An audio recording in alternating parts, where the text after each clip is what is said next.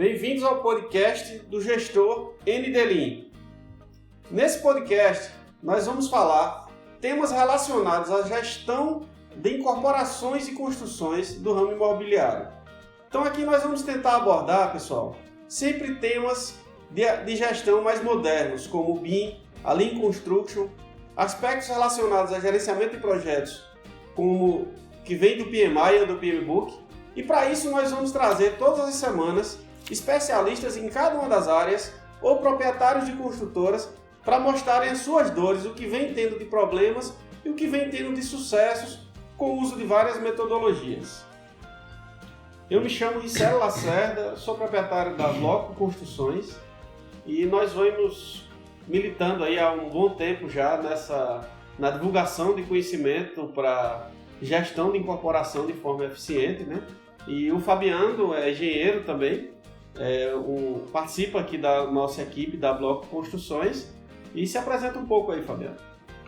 Eu sou Fabiano Murilo, sou engenheiro civil, já formado pela Universidade Federal da Paraíba, já trabalho na área há 30 anos e durante o tempo meu de trabalho, durante todos esses anos, eu percebi a grande importância que é o planejamento.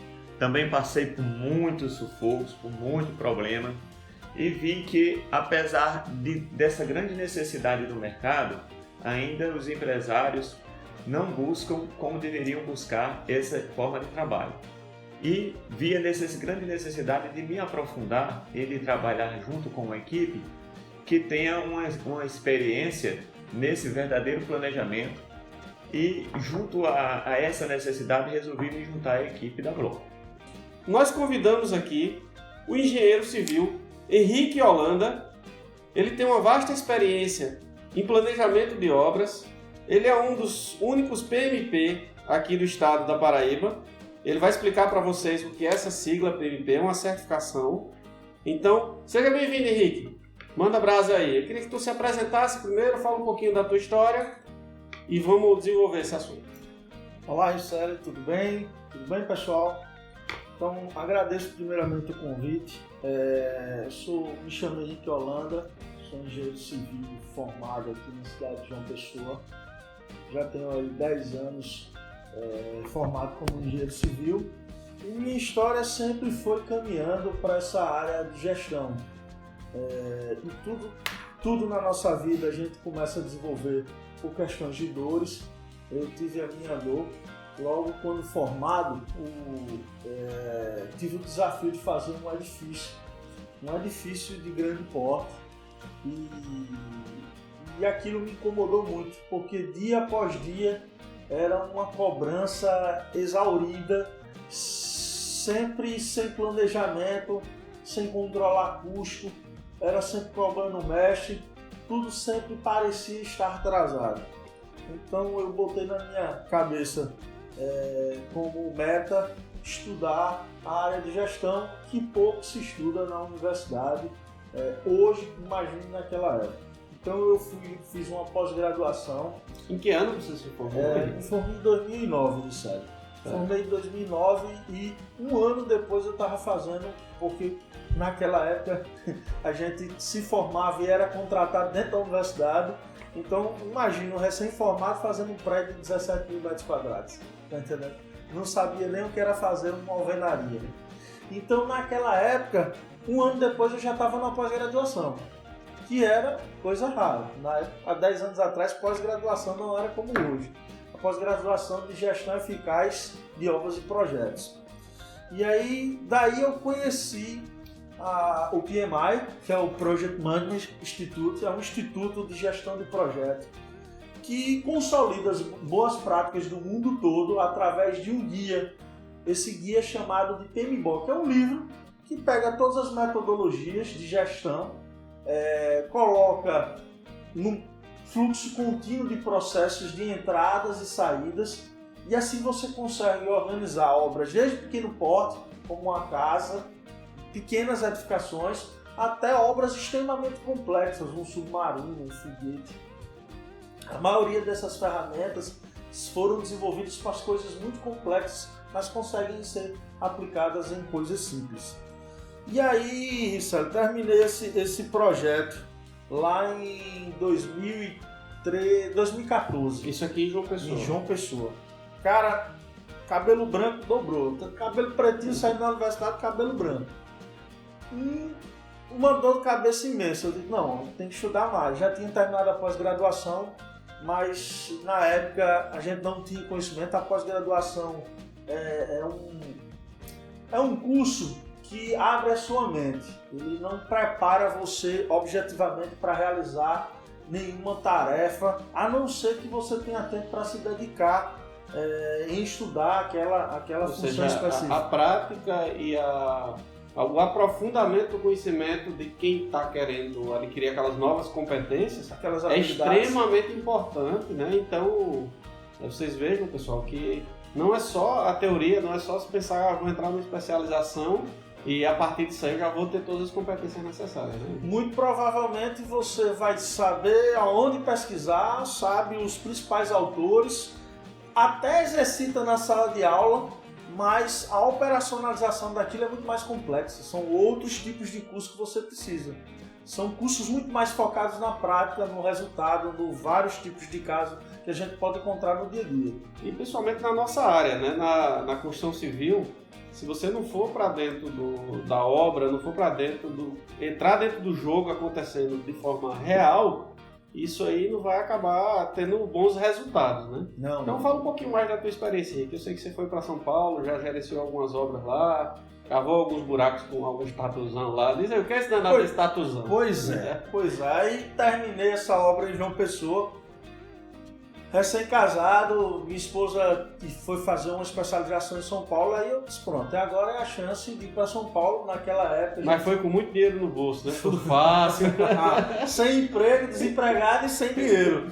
Só tinha uma coisa na mente, tinha que estudar, aproveitar o grande centro, o grande polo que é São Paulo, pois naquela época não tinha curso online, não tinha curso presencial. Ou seja, para a gente estudar era no livro, provavelmente da universidade eu pedindo pela internet para demorar 15 dias para chegar. Eu disse, sem condições. Fui para São Paulo, fiz vários cursos de orçamento, vários cursos de planejamento.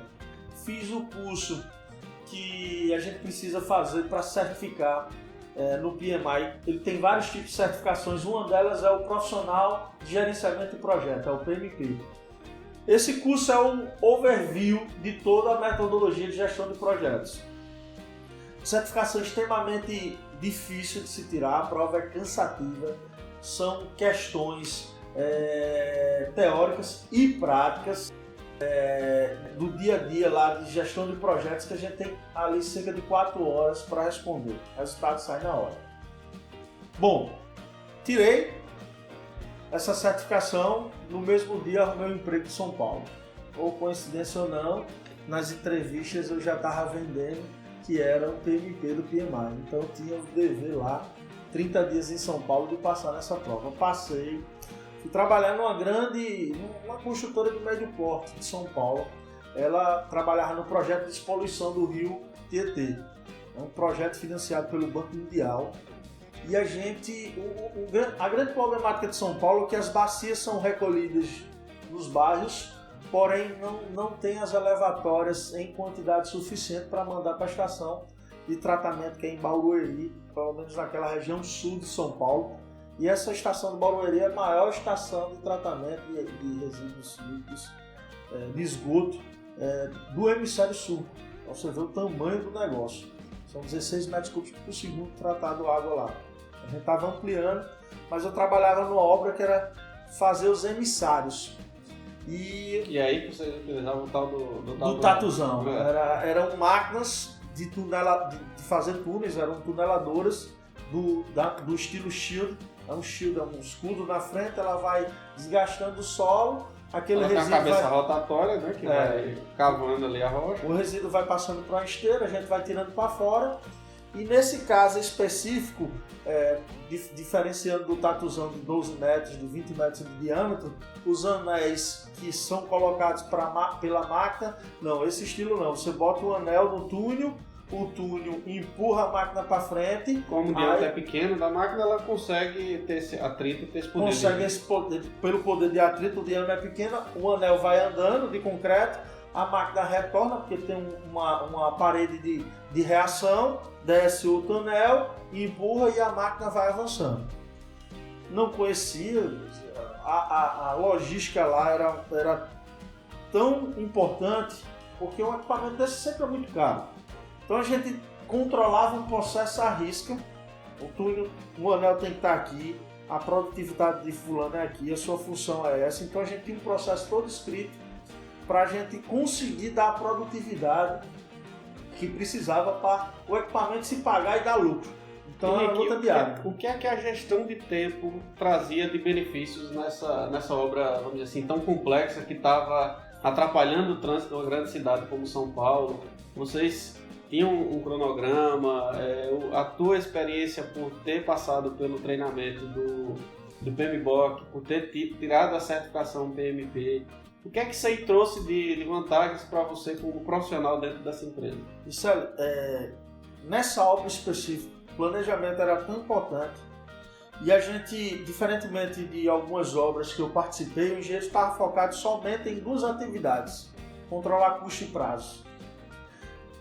E o prazo, nesse estilo de obra, era tão importante que determinava no dia se eu tinha lucro ou se aquele dia eu tive despesa. Então a gente controlava a produtividade diária de uma certa forma que naquele dia determinava o lucro ou o prejuízo. Então foi extremamente importante, o cronograma era extremamente detalhado para a gente obter esse grau de precisão. Você falou aí do PMA e da certificação PMP, e aí me veio um fator curioso. Há alguns anos atrás, há uns 10 ou 15 anos atrás, eu comecei a pesquisar algumas coisas no LinkedIn, né, que é uma ferramenta, para quem não conhece, é uma rede social muito boa para divulgação da área de aspectos técnicos, né, ou de relacionamento de trabalho. Não é uma rede social de paquera, de amizade, ela é mais profissional. E eu sempre gostei de analisar lá o que é que as empresas estavam pedindo como competências técnicas ou como competências humanas para tentar me capacitar em relação a isso. E uma coisa bem interessante, Henrique, foi que esse ponto aí era quase que unânime. Quase todas as empresas, e isso na verdade eu sempre olhei para as empresas grandes, né? Porque elas são quem puxam o mercado, elas que puxam o que é que o mercado vai determinar daqui a algum tempo. Então quase todas as empresas, Fabiano, elas exigiam que o profissional tivesse conhecimento do PMBOK e conhecimento das metodologias do PMI. Isso ali, e como pode ser realizada a gestão do tempo? Vou passar aqui essa pergunta para o nosso entrevistado aqui, Henrique. A gestão do tempo é uma parte da gestão do projeto onde a gente segue uma série de procedimentos. Esses procedimentos, evidentemente, são adaptados a cada porte e tipo de obra, onde o primeiro deles é o crucial. Qual é? Identificar o que vai ser feito. Pasmo, hoje na construção civil, o maior problema que a gente tem na gestão do projeto como um todo é a falta de identificação correta do escopo. Quando a gente vai fazer gestão de tempo, a gente só gere tempo de alguma coisa se a gente souber que ela vai ser feita. Então, existe uma metodologia mundialmente conhecida, que é a estrutura analítica do projeto, ou a EAP. Essa metodologia foi desenvolvida pela NASA lá na guerra de foguetes espaciais. Então, para desenvolver os foguetes, foi desenvolvida essa metodologia, pois eles sabiam que a perda de tempo deles era a não identificação do escopo. Então existe dentro dessa metodologia, desenvolver uma EAP do estilo bottom-up, top-down, e como eles conheciam bem o produto, eles desenvolviam o top-down. Então a construção civil não é diferente, isso. O insucesso de você não saber que vai fazer uma estrutura, detalhar a estrutura, vai fazer uma fundação, detalhar a fundação, vai fazer uma vedação, detalhar a vedação, que vai fazer N instalações. Esse é o primeiro passo, mais importante. Tem uma pesquisa no PMI, eu vou dar um dado um pouco desatualizado, mas cerca de 85 dos projetos tinham muito médio e pouco desvio só por erro na descoberta do escopo. Para quem estiver nos ouvindo, pessoal, essa questão de definição de escopo e montagem da estrutura analítica do projeto QAP, ela tem uma similaridade assim, muito grande com a montagem, por exemplo, de um organograma, onde você tem aquelas caixinhas lá em cima, onde seria, por exemplo, a obra seria aquela grande caixinha, e você poderia ter algumas caixas aqui embaixo que seriam as grandes etapas de uma obra, né? Como fundação, estrutura, vedações, instalações, e a partir dali você vai decompondo cada um daqueles pacotes, Fabiano, em vários níveis abaixo, e esses níveis eles vão sendo decompostos até chegar num ponto que fique controlado.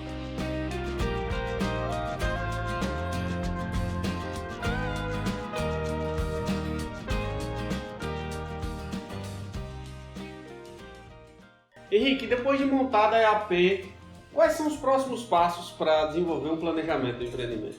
Pronto, Sérgio. Descoberta a EAP é quase que garantido um sucesso a gestão. O resto é trabalho braçal para produzir a gestão, tá entendendo? E garantir que a obra fique dentro do seu controle. Próximo passo é... Essa EAP, Henrique, desculpa só te interromper, essa EAP, ela tem que ser desenvolvida sempre pelo engenheiro que está fazendo o planejamento, ou ele pode conversar com especialistas, como por exemplo o empreiteiro de forma, o empreiteiro de gesso, o empreiteiro de instalações, para ele poder saber se aqueles pacotes que ele colocou lá na EAP estão completos ou não. Você acha que é interessante ter um apoio de especialistas? É uma boa prática de gestão de projetos, você produzir baseado em lições aprendidas, ou seja, você tem um histórico de EAPs, você estudar o projeto, fazer a tua EAP e trazer a tua equipe de execução para estudar a EAP. Você tem que gastar muita energia desenvolvendo a EAP do teu projeto.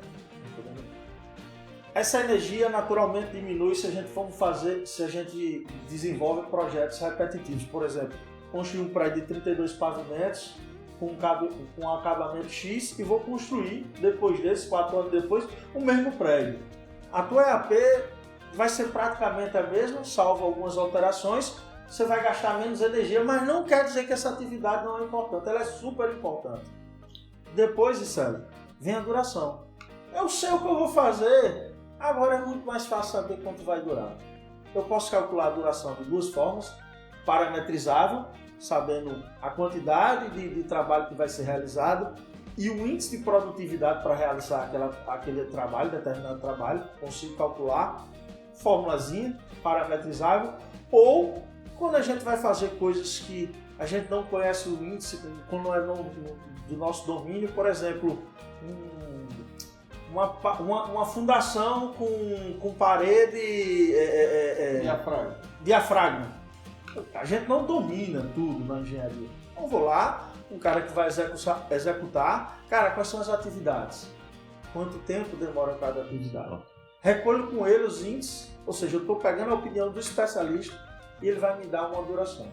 É muito importante, eu vejo, que o trabalho cada vez mais num processo estruturado e organizado de gestão tem que se buscar uma equipe multidisciplinar.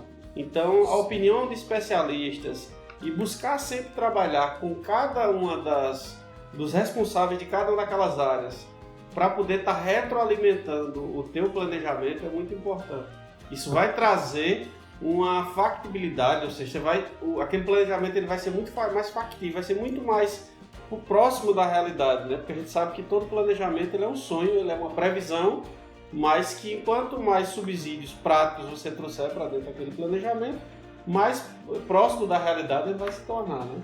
Então, Henrique, depois do desenvolvimento do tempo, quais são as próximas etapas? Eu sei o que eu vou fazer, sei quanto tempo vai durar, agora eu tenho que determinar a sequência real da execução. Então, o que vem antes do que? Dessa forma eu saio de um EAP, transformo num diagrama de rede e um cronograma. E aí com essas informações eu vou para um software. E aí seja ele qualquer do mercado, fica a critério, jogo no software, porque não tem quem esteja calculando isso à mão no dia a dia, não traz praticidade para o nosso dia a dia de trabalho. Henrique, então quais são os softwares e aplicativos que podem auxiliar nesse planejamento? Hoje, Fabiano, no mercado tem vários. Fica a gosto. Microsoft tem software, a Primavera é um software da... Agora não sei O da Microsoft é o Project. Da Microsoft é o MS Project. O Primavera é o P6 O Primavera é o P6 da Oracle. E tem outros... Você tem preferência por algum do seu trabalho? Hoje tudo que a gente faz está muito balizado pelo custo-benefício. Certo. Entendeu? Não adianta ter uma Ferrari e não precisar de uma Ferrari. Então tem softwares de ponta que custam 50 mil reais que não vão ser utilizados nem 5%. Não adianta também ter um Fusquinha e precisar de um Gol. Então eu analiso sempre o custo-benefício, e o que eu uso no dia a dia hoje é o MS Project, porque você aluga a licença, paga só quando está usando, é uma licença mínima, tá entendendo? Para usuário pessoa física, para pessoa jurídica também é irrisório, e você está com um software não pirateado, podendo ligar para suporte e conservar. Tem essas softwares e tem grandes outros. Empresas multinacionais utilizam o Primavera, né? Você já utilizou o Primavera? Qual é a grande diferença do Primavera para o Project? Quem já está num nível mais avançado fica sempre se perguntando aí, né? A gente viu até a discussão alguns dias aí num grupo técnico na nossa área aqui, o pessoal citando esse software Primavera e dizendo que era muito avançado e tal. O que é que você acha sobre isso? Então, o Primavera é um software de gestão de projetos. Então ele baseado inclusive nas boas práticas do PMI. Então ele vai desde a integração, passando pela área de orçamentação, projeto, planejamento, execução. Ou seja, é um software extremamente complexo. É uma Ferrari. O Project é um software simplificado que se detém a controlar custos, prazos e recursos. Então o foco dele é algumas partes do Primavera. Para gente que trabalha em obra no dia a dia, Ricelli, que provavelmente tem um RP na empresa já implantado, e a gente sabe que tem RPs muito mais baratos até que o próprio Primavera, o Project dá conta do resultado. Então, por exemplo, no nosso caso, na Bloco Construções, nós utilizamos o RP Cienge. E qual é o procedimento que a gente faz? A gente monta a estrutura analítica no orçamento, exporta aquela estrutura analítica para o Microsoft Project. A partir dali a gente coloca os tempos das tarefas, faz a vinculação entre elas através das predecessoras, importa isso de novo para dentro do Cienge, e a partir daí a gente faz o controle da obra, e essas datas de início e término dos serviços que estão no cronograma, que eles vieram do Project, o RP ele vai buscar aquelas informações, vai cruzar com o orçamento da obra e vai me trazer várias informações, como por exemplo um cronograma físico-financeiro, que é tão importante para a previsão de custos e de desembolso do empreendimento. Um outro potencial que vocês podem explorar no software de planejamento é, antes de a maioria do Project se comunica com o Cienge, a grande vantagem de você ter um software de planejamento especializado, a maioria dos RPs negligenciam essa área, é você alocar um recurso, Vicente. E eu não digo alocar todos os recursos no projeto, por exemplo. É alocar pelo menos a mão de obra. E quando você aloca, você vai conseguir ver se o histograma produzido pelas datas e aquela sequência de execução é um histograma que realmente é execuível. Você tem uma laje com 15 homens quando você sabe que aquela laje só comporta ali 6 homens trabalhando. Então, a alocação do recurso no planejamento é importante por causa disso. E assim, depois de feita a alocação do recurso e tratar das superalocações e as subalocações, com a equipe ideal para aquela obra, é sim. Você tira lá do software de planejamento e joga no Cienge. E o Cienge vai te produzir um cronograma físico-financeiro ou econômico-financeiro, como queira, ele produz os dois, muito mais equilibrado e muito mais próximo da realidade. Vai garantir a redução de desvios. Henrique, quais são os níveis de planejamento que você normalmente costuma trabalhar nos seus empreendimentos? Então, Ricelli, existe um planejamento muito mais estratégico. E aí cada autor chama com um nome diferente. Um planejamento muito mais abrangente, a produção do cronograma geral. E esse planejamento estratégico tem um norte. Norte para a equipe de execução, norte para a equipe de gestão, e a diretoria enxerga como um todo como vai se desenvolver todos os projetos da companhia. Então esse planejamento de longo prazo seria, por exemplo, o tempo total de obra, o tempo total total de cada macrofase, por exemplo, seria isso aí, né? Seria o planejamento de longo prazo. E quais são os outros níveis? Pronto, aí a gente vai para um planejamento desse estratégico para um planejamento gerencial. E aí as preocupações se tornam outras. O meu gerente ele quer saber quando precisa comprar os materiais, por exemplo, para não desabastecer a obra. Quando contratar a mão de obra, ou seja, eu desço de um nível só de data, vai durar 30 dias para dizer, vai durar 30 dias, mas nesse mês eu preciso comprar isso, preciso contratar aquilo, preciso trazer do almoxarifado central aquilo. Ou seja, é gerencial, é para tomada de decisão para o nível mais baixo, lá embaixo, que é o planejamento tático de curto prazo. Então, isso aí seria um planejamento de médio prazo. Ele estaria vendo um horizonte, e você trabalha hoje com esse planejamento de médio prazo com um horizonte de quanto tempo? 3 meses. É o que a boa prática indica. Isso então, mesmo para obras pequenas, de tiro curto, de 8, 10 meses? Então, uma obra de tiro curto, ela necessita de mais cuidados. Se ela tem um tiro curto, você tem que pensar aí, pelo menos a cada 45 dias, revisar todo o teu planejamento de médio prazo, saber se a obra vai estar sendo atendida com aquelas necessidades. Na Bloco Construções, Fabiano, nós temos atualizado nosso planejamento de médio prazo a cada 3 semanas.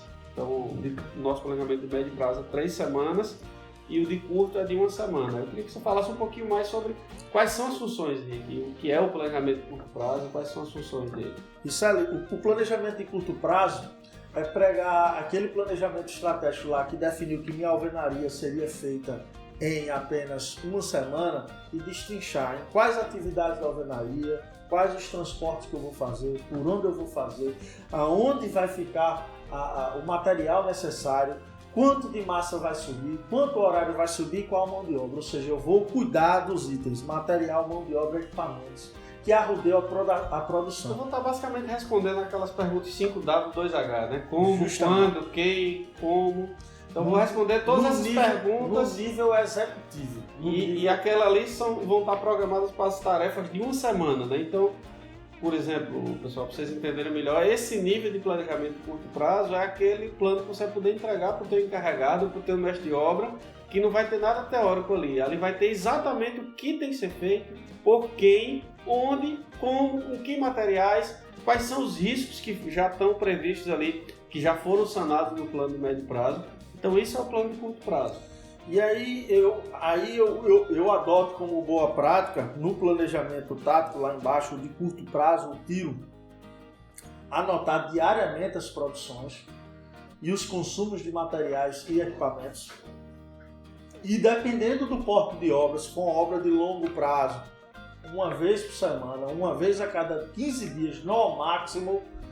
Se eu for obras de 1 ano, uma vez por semana atualizado, e se for uma obra rápida, você tem que atualizar teu cronograma diariamente. Obra rápida, 30 dias, tem que ser diariamente, para você ter a sensação do que está acontecendo. Você poderia agora, para exemplificar para a gente, um momento, né, que você viveu, que caracterizou, você disse, olha, eu estou vivendo esse momento porque faltou um planejamento. Bom, lá quando eu me formei, né, a gente fazia obra, Richelle, alavantou. Né, a gente sabia a sequência de atividades de forma muito genérica, a gente não sabia quais atividades porque não tinha planejamento e era um leão matado ou um incêndio apagado todo dia. Você era um bombeiro, não era engenheiro, né? Não era engenheiro de fato e às vezes se faltava material, às vezes se faltava mão de obra, às vezes se sobrava mão de obra. Mas eu vou dar um exemplo da importância do planejamento. Recentemente eu fiz uma compra de material de fachada. Uma obra de curto prazo, 12 meses, e E a compra da fachada foi comprada lá atrás, com meses de antecedência, uma compra programada para entregar numa determinada dia X. E com folga, a minha obra já suportava aquele estoque durante a obra, com folga atendia. E a fábrica, por algum problema ou outro, ela chegou e disse, ó, tivemos um problema no forno, a gente só consegue atender esse produto em tal data. Eu disse, espera aí. Abri meu cronograma e aquilo, simulei essa data e aquilo me causava um impacto de 45 dias de atraso da obra. E no mesmo momento liguei para o fornecedor e disse, cara, é o seguinte, não existe a mínima possibilidade de eu receber nessa data. A não ser que ele pague o atraso. A não ser que você pague 45 dias de atraso, e nessa obra específica a gente fez o cálculo já do impacto, por isso que é importante, planejamento e orçamento, eram cerca de R$35 mil o impacto. A gente tinha feito mestre de obra, custos indiretos de obra e atraso, soma no marketing que ia ter que somar na obra, tudo isso dava cerca de R$35 mil. Me apresenta, você tem um prazo para me apresentar uma solução. E aí ele me apresentou um produto similar, com uma tonalidade parecida, tinha em estoque, com um desconto de 30%. Então foi uma vantagem. Você estava fazendo do limão a limonada. Eu acabei fazendo do limão a limonada. Eu consegui economizar 30% no material, no item da obra, porque a fábrica provocou esse erro, que eu não tinha nada a ver, com muito planejamento me antecipei, e a fábrica, com o acaso do dia a dia ou questões comerciais, por atender outro cliente que era mais prioritário, não quis me atender, e eu disse, agora vai ter que arrumar uma solução para mim. Agora, se eu não tivesse cronograma nem orçamento, eu conseguiria identificar isso? Talvez não, talvez eu disse, então, tudo bem, me entrega nessa data, ia atrasar a obra. O que ia acabar acontecendo é que você ia tocando, você não sabia mesmo qual era a data exata que você ia terminar, você não sabia qual era a data exata que você ia ter que usar aquele material, então era impossível você estimar. Ia jogar seu planejamento fora. Sem planejamento, ia jogar tudo fora. Era né? impossível você conseguir mensurar o impacto se você não tivesse um planejamento. Né? Henrique, então me diz aí, pegando esse gancho aí, quais são os principais usos que você vê do planejamento de tempo? Então, assim, quais são os próximos passos que uma empresa, uma construtora vai poder ter de resultado no empreendimento se ele realizar um planejamento de tempo bem feito? Richelle, olha, o planejamento base de uma obra, ele auxilia todos os departamentos de uma empresa. Recursos humanos, financeiro, almoxarifado central, se a empresa tiver nesse ponto. Ela vai subsidiar todos os departamentos a tomar decisões com brevidade suficiente as pessoas poderem trabalhar e organizar seu dia a dia. A pior coisa do mundo é você trabalhar numa obra onde você sai dela e diz, eu vou desistir disso aqui, porque isso não é para minha vida não. Por que acontece isso? Porque você não tem planejamento na obra. Você tem que resolver pepino todo dia. O que acaba acontecendo é o seguinte, quem se acostuma a trabalhar numa obra que tem um cronograma bem feito, atualizado, porque isso aí é bom ficar um alerta para todo mundo que estiver nos escutando, é que fazer aquele famoso cronograma, colar ele na parede lá, parecendo um lençol, aquele... O trabalho é como se fosse um organismo vivo. Você tem que estar alimentando ali todo dia, realimentando, então, analisando, para poder funcionar perfeito. Esse plano de longo prazo aí, no máximo a cada um mês ele tem que ser atualizado, de médio prazo e curto, na Bloco, por exemplo, nós atualizamos toda semana. Faz a medição em campo do serviço que está feito. A partir daquela medição a gente vê se os serviços que estavam planejados aconteceram ou não. Os que não aconteceram, a gente analisa quais foram as causas daquilo ali. É também muito importante registrar lições aprendidas, né? Porque Exatamente. Isso vai consolidando um banco de dados de problemas que aconteceram durante o voo ali do avião. E vai aperfeiçoando então, o planejamento. Vai aperfeiçoando o planejamento. E as próximas obras, né? E as próximas obras. Então, assim, o que você acha, Henrique, que a empresa ela pode ter de ganhos financeiros? Então, claro, tem vários exemplos, né? É exemplo que não acaba. Eu citei um exemplo agora. Eu tive uma questão da economia fachada, né? de 30%, sem falar em valores absolutos. Porque né? você tinha ali um material palpável que provava que você planejou, que você ia ter prejuízo, né? Por causa do erro do fornecedor. Então, E agora vamos criar o seguinte cenário hipotético. Imagine uma construtora hoje de médio porte no Brasil produzindo 4 obras. Normalmente essas construtoras elas não iniciam suas obras ao mesmo tempo. Elas dão um delay aí de 6 meses para lançar um empreendimento ou outro, até porque a mídia trabalha, o estoque está sendo vendido antes de iniciar a obra, às vezes até mais, 10 meses. Mas chega um determinado momento que aquelas 4 obras estão sobrepostas, certo? Se você não tem planejamento, não tem orçamento, o teu engenheiro de obra vai pedir um orçamento de bloco. Eu preciso de bloco de alvenaria cerâmica aqui na região do Nordeste, cada região do país tem sua preferência, da seguinte especificação. E aí o fornecedor diz, a construtora tal é grande, ela vai me comprar bem, te dá um preço. E se ele tem a total certeza que aquela negociação não é perfeita.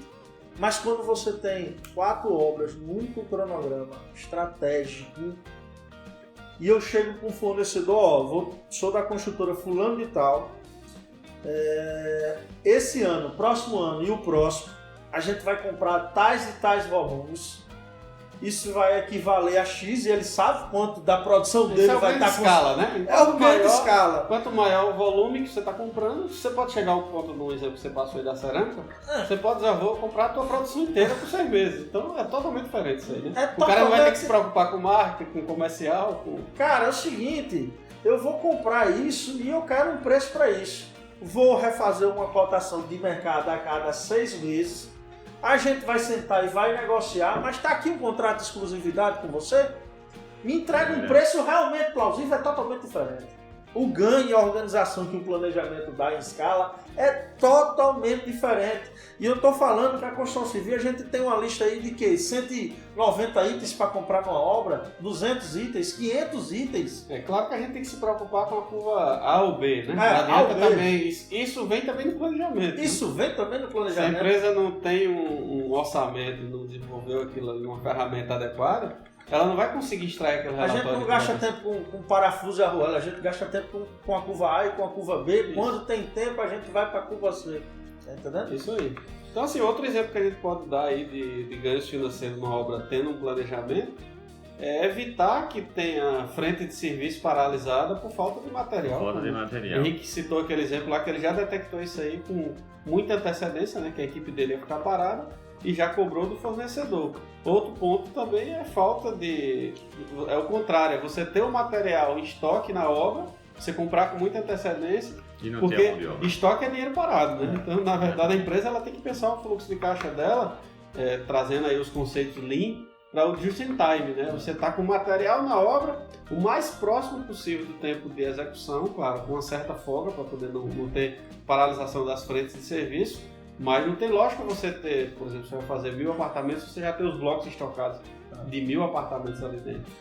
Por isso que você precisa ter um cronograma para poder evitar que você tenha um dinheiro parado por muito tempo ali, que aquele dinheiro podia estar aplicado, e você ter aquele dinheiro parado sem estar utilizando. Isso é importantíssimo, Marcelo. A gente Até também para não congestionar a obra, né? Você termina entulhando a obra com um estoque enorme. Você vai gastar, você vai ter que ter um espaço maior para estocar o material. A mobilidade. Teu dinheiro está lá dentro parado. Aquele material pode se deteriorar durante o processo de estoque. Então isso gera vários implicadores financeiros aí no processo. Isso é extremamente importante. A gente tende a perceber ou achar que nossa obra tem que seguir uma curva de Gauss, um desembolso mensal. E o custo dela vai ter aquele ápice mediano e as pontas vão estar... Não, o melhor dos mundos, e nem sempre é possível, é que o custo vá totalmente para o final, quando ele realmente vai ser executado. Isso vai implicar na logística da obra, ou seja, não vou ter estoque. Isso vai implicar em melhorar os indicadores. A gente está falando de uma análise de qualidade do investimento. Quanto menos ou quanto mais tarde, eu tenho um sócio que diz, morrer e pagar, quanto mais tarde, melhor. Então, isso é uma mínima, isso é uma máxima que os países, ele é de Portugal, que países lá utilizam. Então, você tem que comprar o mais tarde possível. Agora isso aí você vai estar conseguindo utilizar o dinheiro do cliente. O cliente vai estar te pagando ele vai comprar apartamento, vai te pagar e você vai comprar com o dinheiro dele. Isso. Ou o teu dinheiro que você vai usar para comprar aquilo vai estar aplicado e você vai ganhar com o seu dinheiro. Você vai ter uma folga financeira e vai trabalhar com muito mais tranquilidade, né? Em vez de estar trabalhando com dinheiro ali em cima da conta que foi feita. Evidentemente, quando a gente fala de dinheiro, isso não é uma coisa tão linear, então é uma análise de cenários, uma compra programada com um preço reduzido, pode ser o mesmo do que comprar depois e receber imediato. Tá entendendo? Então tudo tem que ser analisado cenário a cenário. E que virou mais uma dúvida. Em relação à imagem da construtora incorporadora em relação ao cliente final, o que é que você acha que um planejamento, um cronograma e um planejamento de tempo bem feito vão trazer de retorno, que aí a gente já está falando aí de ganhos intangíveis, né, para a construtora? Quais são os retornos que você acha que a construtora vai estar ganhando? Boas práticas, isso ali, o planejamento, a gestão, tem uma série de benefícios. Primeiro, transparência. Um cliente entra na tua obra, a gente sabe que clientes, quando vão adquirir o imóvel, eles têm a tendência de visitar a obra. Algumas construtoras deixam, outras não.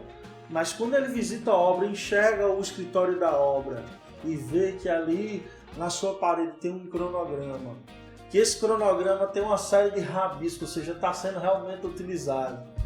Ele dá uma sensação de organização da empresa, de confiança no que ele está comprando. Ele está comprando a vida dele, é o sonho da casa própria. Normalmente o investimento numa casa própria a maioria das pessoas 10, 15 anos. Fazem uma vez só na vida, né? Faz uma vez é diferente do celular, de um carro, que você vai comprar vários durante a sua vida. Então a sensação dele quando a empresa tem essa gestão, esse controle, vou te entregar no mês tal. E aquilo acontece 3 meses antes, aquilo acontece no mês tal, você ganhou o cliente para o resto da vida. Evidentemente a maioria não vai te comprar outro imóvel porque é o único imóvel, mas tenha certeza que a publicidade e a repercussão do boca a boca dele, construtora fulano de tal, essa entrega, ela entregou o meu exatamente. Em muitos casos até entrega antecipada, né? Se você faz um planejamento bem feito, você deixa algumas atividades já de folga, que são pulmões, que são colocados no planejamento, onde normalmente você busca entregar a obra num prazo bem menor do que o que você previu no cronograma que você passou para o cliente, né? E isso aí não tem preço, né? Existe muito aquela dor de cabeça no mercado, o pessoal fala, construção ninguém sabe quando termina, né? Mas isso não existe. Isso é para a empresa que não tem planejamento. Quem desenvolve planejamento e que investe um pouco, né? A gente estava até com um cliente aqui ontem, né, Fabiano? Foi. E a gente falou isso para ele, que planejamento é investimento, não é custo. O que você consegue trazer, você deixa de investir na obra, você investe um pouco na pré-obra, na pré-construção, e você realmente constrói a obra virtualmente, aí utilizando várias tecnologias. A gente chegou a perguntar quanto é que nós vamos gastar. De gastar, não, investir. O planejamento é um investimento. A gente tem que deixar essa cultura de não fazer orçamento das nossas obras, porque a peça orçamentária não é um livro, resultado final, que não tem função nenhuma, a não ser ver o valor global. A peça orçamentária ela serve para a gente controlar os custos da obra diariamente, alocar todas as notas fiscais, todas as folhas de pagamento, todos os terceirizados e aluguéis de equipamento dentro dela. E assim você vai compreender desvio de item por item do seu orçamento. Como também o planejamento. Depois de toda aquela produção, colou na parede da tua obra, aquilo dali tem que ser controlado diariamente. Isso, evidentemente, tem um investimento para ser realizado, mas o fruto é justamente isso que a gente está falando. O teu cliente receber o imóvel e passar o resto da vida dele dizendo que aquela construtora é boa, pois entregue dia. Isso é um ganho imensurável. Agora, um ganho que não tem preço. Intangível. A quantidade de negócios colaterais que você vai obter com isso O teu cliente vai acabar sendo o teu principal corretor, né? Ele vai chegar para todos os familiares e conhecidos dele e vai dizer, compra daquela empresa que que aquela empresa vai te entregar realmente o empreendimento no prazo correto. E o efeito inverso como é maligno, né? A gente tem quando- histórico de consultores... Para fazer um nome é muito fácil, né? Mas só É bastou difícil, ter... agora para perder aquele nome é rapidinho. E a gente sabe de construtores no mercado aí, nacional, local, atrasaram 6, 12, 24 meses. Quando se fala o nome dessa construtora, o cidadão, não, essa construtora Deu me livre. E o problema na manutenção por falta de planejamento. Que você termina perdendo todo o lucro só na manutenção por falta de um planejamento. A manutenção E faz parte do planejamento. é uma coisa que tem que ser bem tratada, tem que ser bem planejada, pois como todo equipamento, o edifício é um elemento que vai gerar manutenções. Ele vai ter desgaste, vai gerar. Algumas manutenções preventivas, outras corretivas, mas é extremamente importante que a empresa tenha um sistema da qualidade instalado na sua construtora para você desenvolver atividades conforme metodologias já bem testadas e bem fazer constante treinamento da mão de obra, conscientização, porque é um produto montado muito manualmente. Então, possivelmente vai ter itens a fazer manutenção. A gente tem que minimizar, reservar um dinheiro. É o que eu estou fazendo. E o planejamento minimiza isso a taxas aceitáveis de custo que a gente já aloca uma análise prévia da qualidade do investimento. Não vai fazer parte do resultado, tá entendendo? E você tem que planejar e executar toda a tua obra e controlar para que esse pós-obra, essa manutenção preventiva e corretiva fique... E vai fazer parte da satisfação do cliente também, né? Imagina o cliente que nunca liga para a manutenção. Então. Olha a propaganda. Pessoal, beleza. Então, é isso aí. Henrique, agradeço muito, tá, a participação aqui no nosso podcast. Então, muito importante a tua participação, você como um grande especialista aí no mercado de planejamento. Queria que você desse tuas palavras finais aí, fala um pouquinho da tua empresa, da 3HM, o que é que vocês trabalham, o que é que vocês fazem no mercado aqui, quais são as áreas de atuações de vocês.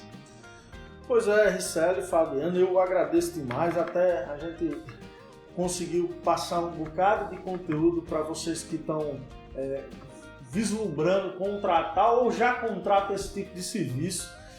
Não consegui dar meu currículo todo, sou professor de pós, de universidade, tenho certificação no PMP, tenho uma construtora, a gente faz consultoria, o nome da construtora é 3HM Engenharia, tem 5 anos, a gente faz incorporação, N serviços no ramo da construção civil, fazemos análise de qualidade de investimentos.